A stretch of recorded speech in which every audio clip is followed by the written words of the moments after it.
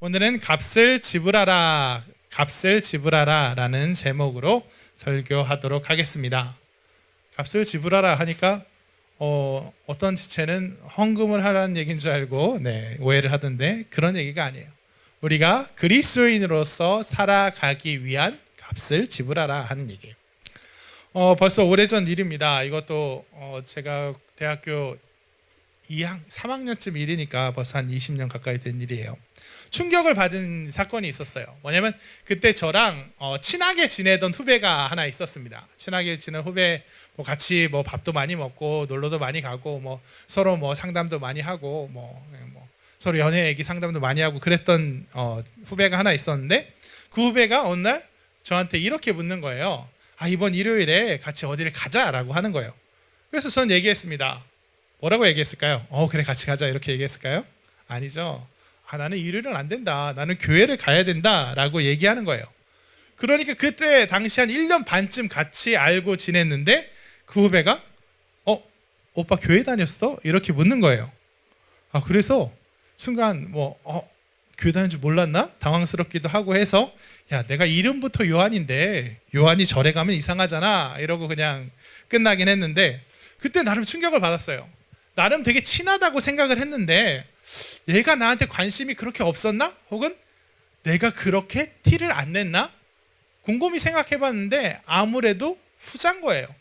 같이 정말 많은 것들을 같이 했는데 얘가 1년 반 동안 내가 교회에 다니는 걸 모르고 있었다. 혹시 여러분은 어떻습니까? 여러분들의 주변 사람들은 여러분들이 그리스도인인 것을 알고 있습니까? 알고 있어야 합니다. 예수를 믿는 사람들은 믿지 않는 사람들하고 분명히 구분이 되어야 해요. 분명히 달라야 합니다. 성도가 마땅히 하나님 가운데 거룩하여야 한다라고 했을 때 이 거룩함이란 뭐냐? 바로 구별됨, 구분됨이에요. 일부러 티를 내라, 일부러 그냥 목소리도 그냥 할렐루야 이렇게 하고 하라는 얘기가 아니고 애초부터 그 본질부터 다른 게 그리스도인이기 때문에 그 목적이 다른 사람이 그 그리스도인이기 때문에 그리스도인의 정체성에 충실하면 그 다름을 도저히 숨길 수 없게 된다 이 얘기예요. 성도가 바로 서면 성도가 성도되면 이 세상과 구별될 수밖에 없고 바로 거기서 성도의 능력과 역사가 나타난다. 이게 바로 오늘 설교의 주제입니다. 오늘 본문과 함께 한번 살펴보죠. 오늘 본문을 그냥 대충 보면은 이건 무슨 얘기냐? 아브라함이 땅 산 얘기예요. 근데 그 땅을 샀는데 어떻게 샀냐? 그냥 평범하게 산 게 아니고 엄청나게 바가지를 쓴 사건이에요. 얼마 안 되는 땅을 아주 비싼 값을 주고 산 사건입니다. 이제 사라가 죽어서 아브라함이 이제 장례를 치르려고 헷족속을 찾아가서 묘지로 쓸 땅을 좀 달라고 하잖아요. 그래서 헷족속이 어떻게 합니까? 처음에는 아니에요. 그냥 우리 그냥 원하는데 아무데나 묻으세요. 그 묻어도 그 땅 주인 아무도 싫어할 사람 없어요. 이렇게 막 이야기하다가 막 공짜로 묻으라고 하다가 아브라함이 그냥 내가 돈을 내겠다 해서 돈 받을 때가 되자 어떻게 해요? 바가지를 씌웠다는 거예요. 50세겔도 안 될 거라는 그 밭을 400세겔이나 받아먹었다. 이렇게 이제 사람들이 생각을 합니다. 그래서 이거를 종종 이렇게 해석을 해요. 잘해주는 척 하면서 세상 인심이 이렇다. 잘해주는 척 하다가 뒤통수 친다. 이게 세상 인심이다. 그래서 사람은 믿을 만한 존재가 안 된다. 사람 믿지 말고 신실한 하나님만 믿어라. 이렇게 해석하는 경우가 많이 있는데요. 결론만 보면 은혜로운 해석이겠지만은 사실 저는 이런 식의 해석에 크게 동의할 수 없습니다. 왜냐하면 오늘 본문 50세겔도 안 되는 땅을 400세겔에 판 이 이야기지만 여기서 이 헷족속 특히 에브론은 아브라함에게 바가지를 씌운 게 아니에요. 이 사람들은 뭔가 그냥 이 사람을 사기를 쳐서 아브라함에게 비싼 값을 지불하게 만든 게 아닙니다. 물론 아브라함은 계속 말하듯이 그 땅의 시세보다 더 많은 값을 주고 그 땅을 샀지만 그건 맞지만 그건 바가지가 아니고요. 아브라함이 원래 의도하고 있던 원래부터 치러야 할 값이었어요. 아브라함이 아브라함으로 즉 아브라함이 하나님 믿는 백성으로 구분되기 위해서 자기를 지키기 위해서 당연히 치러야만 했던 그 값이에요. 아마도 아브라함은 그 500세겔이라는 금액에 대해서 아무런 불만도 안 가졌을 겁니다. 오히려 그 값을 받고 팔아준 헷 족속에게 감사했을 거예요. 이게 무슨 이야기인지 한번 첫 장면부터 아브라함이 헷 족속에게 장례를 치를 땅을 팔라고 찾아가는 첫 장면부터 돌아가면서 한번 알아보겠습니다. 자, 사라가 죽었어요. 사라를 묻을 땅이 필요해요. 그래서 아브라함은 헷 족속을 찾아가 땅을 팔아달라 했다 이렇게 나오는데, 여기서 우리는 의문을 가져야 합니다. 아브라함은 왜 헷 족속을 찾아갔는가? 아브라함이 원한 건, 그리고 막상 산 거는 헷 족속이 차지하고 있던 정말 엄청나게 광대한 토지, 최소한 목포시만한 토지 이렇게 아니에요. 그냥 장사할 땅 약간, 그냥 밭 한 떼기, 굴 하나, 그래서 사라의 무덤을 그리고 몇 사람 더 같이 묻힐 그 땅 약간이에요. 막벨락 이 굴, 이 정도 토지만 필요하다고요. 에브론이 소유하고 있는 많은 땅 중에 그냥 요롯을 따서 이 땅 주인도 만나야 되고 이 땅 주인도 만나야 되고 이렇게 무슨 토시 개발하듯이 그렇게 많은 땅 사는 게 아니고, 에브론이 소유하고 있는 많은 땅 중에서 요만큼만 사면 된다는 거예요. 그러면 에브론만 찾아가면 돼요. 원래는 에브론만 찾아가서 나 좀 무덤 좀 만들려고 하니까 이 땅 한 구석만 팔아줘 라고 하면 되는데, 왜 아브라함은 3절 한번 띄워주시죠. 일어나 나가서 헷 족속에게 말하여 이르되, 에브론에게 말하지 않고 헷 족속이 모여있는 그 성문 앞, 그 공중을 향해서 이야기합니다. 왜 그럴까요? 그건 4절에 그 이유가 나와 있습니다. 4절 띄워주시죠. 4절을 한번 같이 읽어보겠습니다. 나는 당신들 중에 나그네요 거류하는 자이니 당신들 중에서 내게 매장할 소유지를 주어 내가 나의 죽은 자를 내 앞에서 내어다가 장사하게 하시오. 아멘. 아브라함은 자신을 뭐라고 지칭해요? 나는 나그네다. 나는 거류하는 자다. 이렇게 이야기해요. 이건 무슨 뜻이냐? 외국인이라는 뜻이죠. 그리고 좀 더 직접적으로는 시민권이 없다. 법의 보호를 받지 못한다. 자유롭게 땅을 살 권리가 없다. 이런 얘기예요. 지금이야 외국인들의 권리에 대해서 나라 국제기구도 있고 국제법 협약도 있어서 외국인들도 우리나라 법률에 의해서 신변 보호를 받지만, 이 당시엔 어때요? 전혀 보호를 못 받는다는 거예요. 좀 만만한 외국인 같으면 그냥 잡아다가 노예로 팔면 되는 그런 불안한 존재가 바로 외국인이었어요. 하물며 외국인이 남의 나라를 와서 그 나라 땅을 산다? 불가능한 이야기라고요. 그러니까 지금 아브라함은 헷 족속을 찾아가서 특별한 거래를 신청하는 거예요. 헷 족속에 자기가 헷 족속이면 그냥 자유롭게 땅을 사겠지만, 아브라함은 그 지역에서 땅을 가질 자격이 없는 사람인데 헷 족속에게 이 땅을 넘겨주기를 원하는 거예요. 그래서 이 에브론만 납득시키면 되는 게 아니고 헷 족속 전체의 납득이 필요한 거예요. 그러자 헷 족속, 그의 간청에 대해서 이 헷 족속은 어떻게 대답하느냐? 한번 6절 띄워주시죠. 6절 띄워주시면 반응이 아주 좋아요. 아브라함이 땅 좀 팔아주세요, 나한테 넘겨주세요 하니까, 내 주여, 당신을 내 주, 내 선생님, 내 주인 이렇게 부르면서 들으소서 하면서, 당신은 우리 가운데 있는 하나님이 세우신 지도자이시니, 이렇게 얘기해요. 당신, 중요한 게 뭐냐면 우리 가운데 있는 지도자래요. 무슨 얘기냐? 우리는 당신을 남으로 생각해 본 적이 없대요. 우리는 아브라함 당신을 우리 가운데, 우리 헷 족속 땅에 산지 오래됐으니까, 이웃 사촌이니까 이미 우리 가운데 있는 지도자로 받아들이고 있는데, 왜 그냥 또 정색하면서 나는 나그네요 거류민이니 왜 이렇게 선을 그으십니까? 그러면서 뭐라 그래요? 우리 묘실 중에 좋은 것을 택하여, 우리 땅 중에 우리가 지금 공중묘지도 있고 여기 가문 묘지도 있으니까 아무데나 골라서 당신 그 아내를 묻으십시오. 누구도 거기에 대해서 불만 가질 사람 없을 겁니다. 누구도 자기 묘지 가운데 당신의 가족이 묻힌다고 해서 불만이 없을 겁니다. 이렇게 얘기해요. 이건 무슨 소리예요?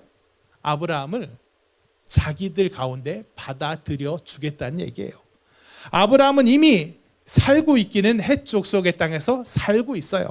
근데 죽어서도 이제 그들의 묘실에 같이 묻히게 되면 뭐예요? 그들과 삶과 죽음을 같이 하게 되면 결국 그 민족이 되어 버리는 거예요. 값을 치르고 땅을 사서 따로 독립된 자기 구역을 만들고 거기 묻히는 게 아니라 그들의 묘실에 함께 묻혀서 함께 삶과 죽음을 같이 하게 되면 아브라함은 해족속의 이론이나 마찬가지로 받아들여지는 거예요.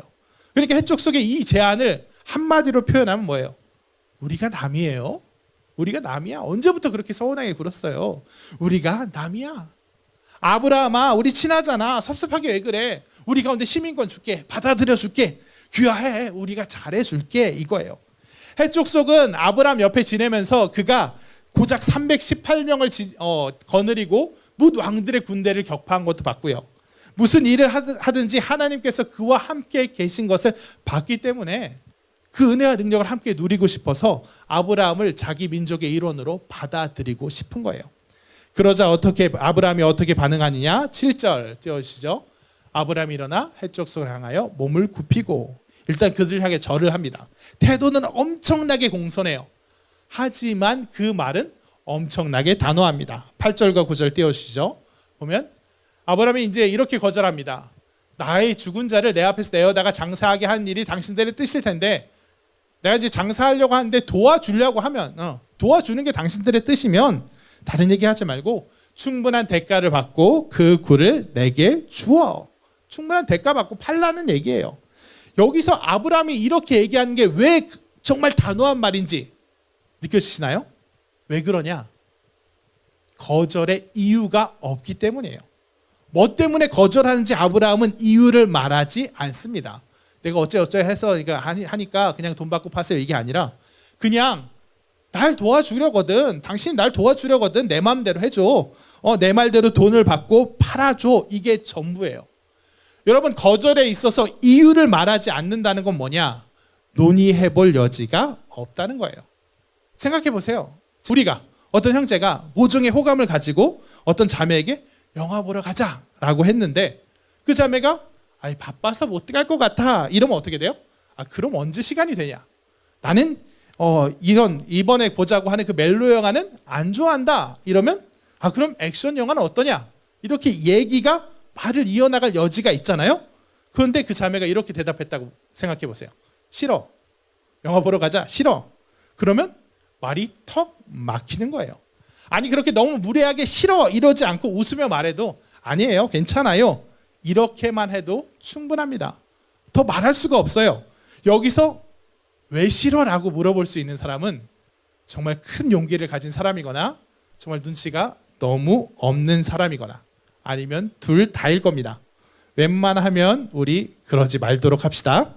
네, 왜냐? 이거야말로 이유를 밝히지 않는 거절이야말로 가장 강력한 거절, 진정한 거절이기 때문이에요. 다른 이유와 핑계 뒤에 숨어서 네 제안 자체는 좋은데 내가 상황이 어렵다는 식으로 돌려 말하는 게 아니고 제안은 고맙지만 난 그렇게 할 마음이 없어 하고 너랑 영화 보고 싶지 않아 하고 이렇게 정면으로 이야기하는 거거든요. 그러니까 아브라함은 이유를 말하지 않아요. 해족속이 정말 그들 입장에서는 정말 큰 호의를 갖고 제의를 해줬는데 우리가 남이야? 우리 사이에 왜 그래? 라고 하는 말에 단호하게 정면으로 우리는 남이야. 우린 남이야. 난 너의 일원이 될 생각이 없어. 이렇게 이야기하는 거예요. 왜 그럴까요? 그는 하나님 믿는 사람으로 구별되기를 원했기 때문입니다. 이방인들 틈에 끼어 살되 그들과 한데 섞여서 본분을 잃어버리기를 원하지 않았기 때문이에요. 그러자 이제 한 번 더 얘기하죠. 11절 한번 띄워주세요. 그러자 이제 해족속이 에브론 땅 주인이 나와서 그리 마시고 들으소서 내가 그냥 공짜로 줄 테니까 한 번 더 권해요. 그러면서 여기서 어떤 말이 중요하냐? 내 동족 앞에서 지금 다 보고 있는데 자 보세요. 다 보고 있는데 내가 공짜로 드릴게요. 지금 우리 모두가 다 마음이 똑같아요. 우리 모두가 다 지켜보고 있는데 누구도 반대한 사람 없어요. 누구도 당신을 받아들이는데 반대한 사람 없이 다 찬성합니다. 당신 우리 민족이 되어도 아무 차별도 없을 거고요. 우리 당신을 다 환영해 줄 거예요. 아주 전폭적인 지지로 다시 원해요. 그러자 아브라함 이번에도 다시 한번 절하면서 이제 말을 딱 자릅니다. 12절 13절 띄워주시면 다시 한번 몸 굽히고 내 말을 들으시오. 내 말을 들어. 내가 그 밥값을 당신에게 주리니 당신은 내게서 받으시오. 더 이상 긴 말 하지 말자. 그냥 내 말대로 하자. 내가 돈 줄 테니까 너는 받아라. 절하면서 공손한 태도는 보이지만 이 헷족속이 무한할 만큼, 이 호의를 무한할 만큼 탁 쳐내는 거예요. 나는 절대 섞일 수 없다라고 거부하는 거예요. 구별되기 위해서. 그러자 마침내 에브론이 그렇다면 하고 이제 땅값을 이야기해요. 한번 14절 15절 띄워주세요. 아브라함에게 대답하여 이르되 내 말을 들어서 땅값은 은 400세겔이나 무슨 문제가 되리까. 은 400세겔이라고 얘기해요. 그 값은 은 400세겔이다. 자, 그럼 우리는 이 은 400세겔이라는 액수에 한번 집중해 볼 필요가 있습니다. 왜 400세겔일까요? 이게 원래 값은 주석마다 다른데 100세겔일 거다라고 추정하는 학자도 있고 50세겔일 거라 추정하는 학자도 있어요. 어떤 학자는 한 20세겔 정도로 이야기하는 사람도 있어요. 그럼 뭐예요? 시세에 4배거나 10배거나 20배거나 이런 어마어마한 액수예요. 갑자기 가격이 공짜로 쓰라더니 갑자기 어마어마한 바가지를 씌우는 거예요. 아니, 아까까지는 공짜로 쓰라고 거듭 권하던 헷족속이고 에브론인데 갑자기 왜 이렇게 바가지를 씌울까? 호의를 보였는데 자꾸 거절하니까 화가 나서 그럴까요? 아니에요. 이건 바가지가 아니에요. 사실은 이 400세겔이나 되는 이 가격이야말로 합당한 가격이고 아브라함이 원했던 가격, 아브라함이 원했던 거래예요. 왜냐? 물론 이 땅의 원래 시세는 400세겔보다 훨씬 저렴해서 한 50세겔 될 거지만 이 시세는, 이 싼 시세 50세겔 정도 되는 이 시세는 누구한테 적용되는 거냐? 헷족속 사람이 헷족속 사람한테 팔고 사고 할 때 적용되는 거예요. 이 땅이 헷족속 내부에서 그냥 사고 팔고 돌아다닐 때 적용되는 일반적인 거래 가격인 거예요. 근데 아브라함은 헷족속의 밖에서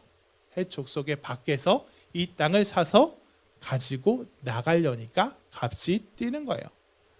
예컨대 여기 있는 명철 형제가 돈을 많이 벌어서 난 남의 그냥 무인도 섬 하나 큰 거 사갖고 내 왕국처럼 파라다이스처럼 다 사겠다 그러면 그 땅값만 내면 돼요.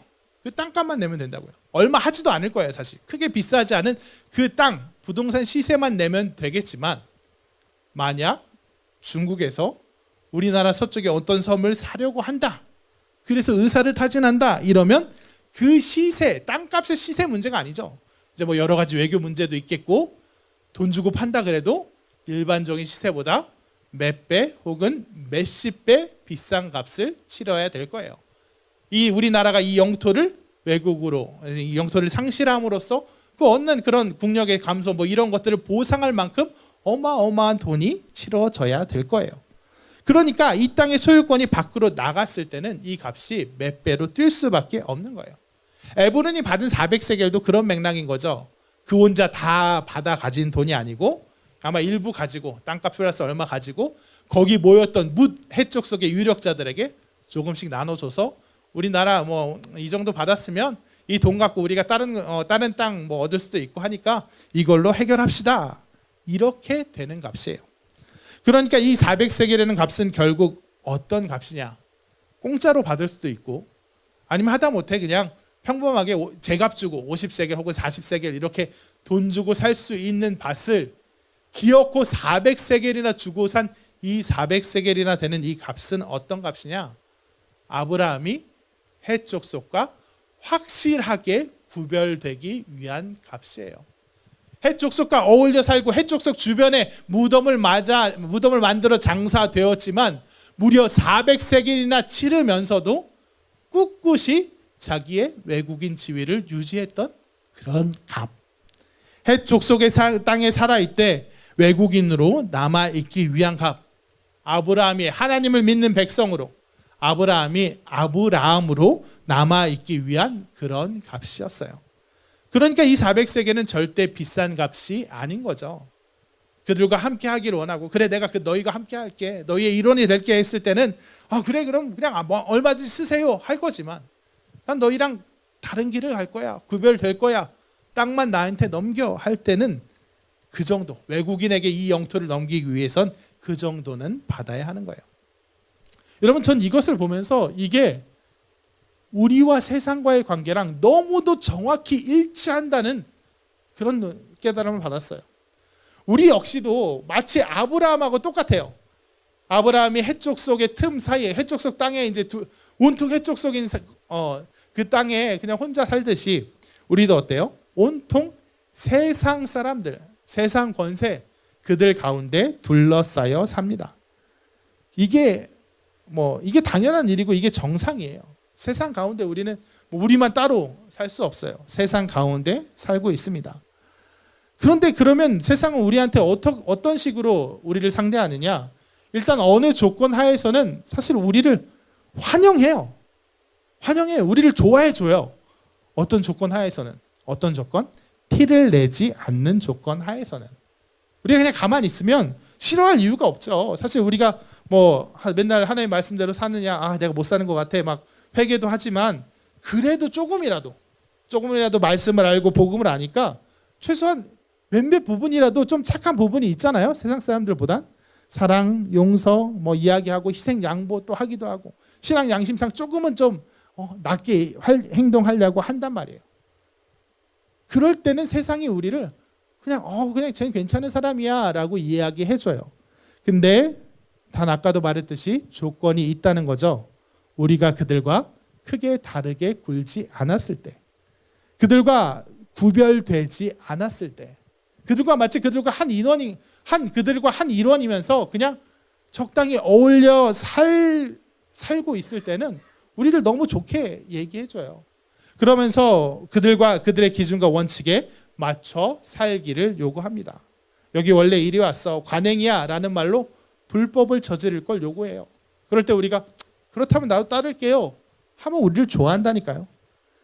정말 세상과 기준과 원칙대로 살기를 거기에 따라주면 우리한테 세상은 시비 걸지 않습니다. 우리 가운데 공짜로 묻으세요 하는 그 사람과 똑같이 그래 여기 함께 있자 시비 걸지 않아요.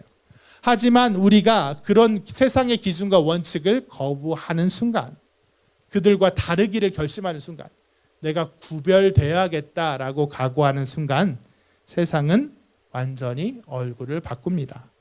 우리가 치러야 할 값이 생겨요. 갈등이 생기고 손해가 생깁니다. 왕따 당하고 인사에 불이익을 입어요.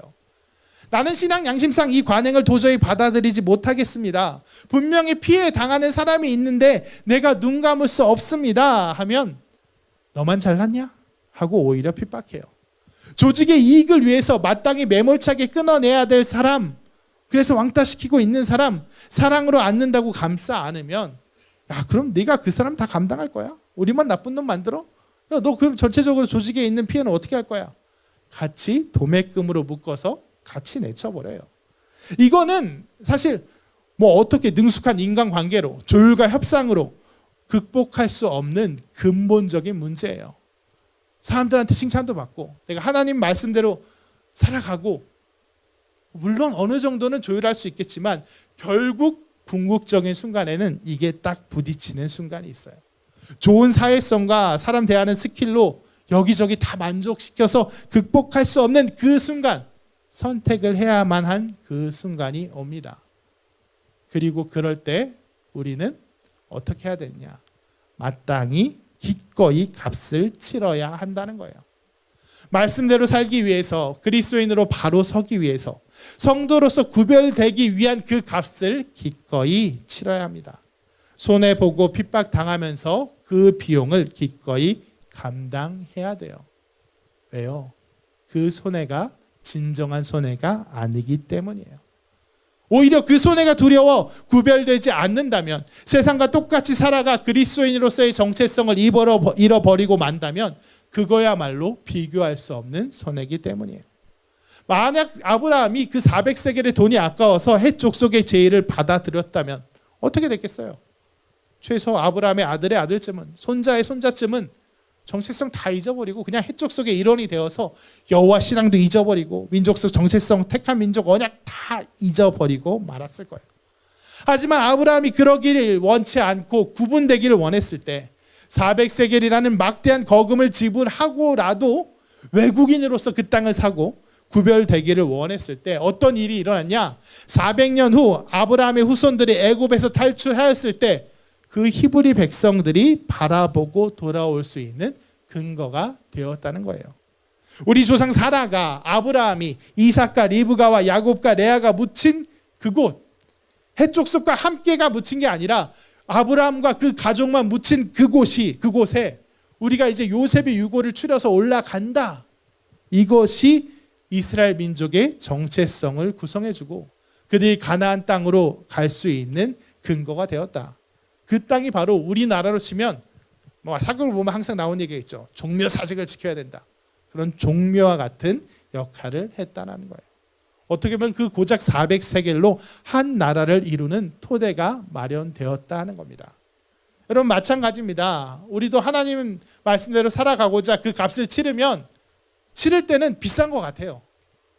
너무 힘든 것 같아요. 내가 그냥 평범하게 살았으면 그냥 안 치러도 될 값을 치르느라고 내가 너무 힘든 것 같은데 그 힘듦이 결코 힘듦으로 손해로 끝나지 않습니다. 왕따 당하면 물론 슬프죠. 인사 불이익 당하면 물론 억울해요. 돈 손해보는 거 엄청 아까워요. 하지만 그 마땅히 지불해야 할 값을 지불하고 구별된 삶을 사는 성도들에게는 결국 그 손해가 손해로 남지 않는다는 말입니다. 더 큰 것이 주어지고 더 놀라운 능력이 나타나고 더 놀라운 역사를 체험하게 될 줄로 믿습니다. 그런 사람 가운데 빛과 소금의 영향력이 나타날 거예요. 구별된 삶을 살지 않는 사람들은 도저히 알 수 없는 하나님의 능력, 하나님의 역사 체험하며 살게 될 겁니다. 이건 제가 구체적 예를 들어서 논증하지 않아도 여러분의 인생 스스로를 돌아보시면 청년쯤 되면 다 알고 경험한 적이 있을 줄로 믿습니다. 여러분들이 성도로서 구별되었을 때 그 값을 치루었을 때 끝내 손해로 끝난 적이 있는지 한번 돌아보세요. 끝내 망한 적이 있습니까? 갈까 말까 고민하다가 무리해서 선교 다녀왔는데 가지 말걸 괜히 갔다. 이런 거 경험한 사람 없을 거예요. 없다고 믿습니다. 가기가 막 어렵지 막상 가서 그 사명의 현장 그 귀한 열매를 목격하고도 그 기쁨과 감격을 누리지 못하는 사람 거의 못 봤습니다. 영적으로도 육적으로도 물질적으로도 하나님께서 책임져 주시는 걸 봤다는 거예요. 하나님을 믿고 하나님의 의지에서 내가 하나님의 말씀대로 살아가고자 내가 각오하고 부딪혀 봤을 때 끝내 손해로 끝내 억울함 가운데 끝난 사람 전 보지 못했어요. 결국 하나님께서는 그를 들어서서 견고해 보였던 세상의 방해를 부수시고 놀라운 역사, 놀라운 승리를 경험하게 해주신 것을 저는 많이 목격했습니다. 여러분 그러니까 마땅히 지불해야 될 값을 지불하십시오. 값을 지불하라. 당장 좀 비싸 보인다고 해서 바가지 같다고 해서 손해 본 것 같다고 해서 세상과 타협하면서 그냥 싼 값에 혹은 공짜로 그냥 살아가기를 선택하지 마십시오. 세상과 구별되기를 포기하는 순간, 즉 성도가 성도 되기를 포기하는 순간 아무런 능력도 역사도 일어나지 않습니다. 아브라함이 공짜로 그 묘실에 묻히기를 원했다면 이스라엘이라는 나라 자체는 성립하지 않았을 거예요. 그가 400세겔을 치렀을 때 비로소 선택받은 백성으로서 자신을 지킬 수 있고 이후 이스라엘 민족의 기틀이 되었다는 걸 기억하시면서 여기 있는 사랑의 교회 모든 청년들이 인생의 모든 순간 모든 선택의 자리에서 기꺼이 성도됨의 값을 지불하는 구별된 성도가 되시기를 진심으로 축원합니다.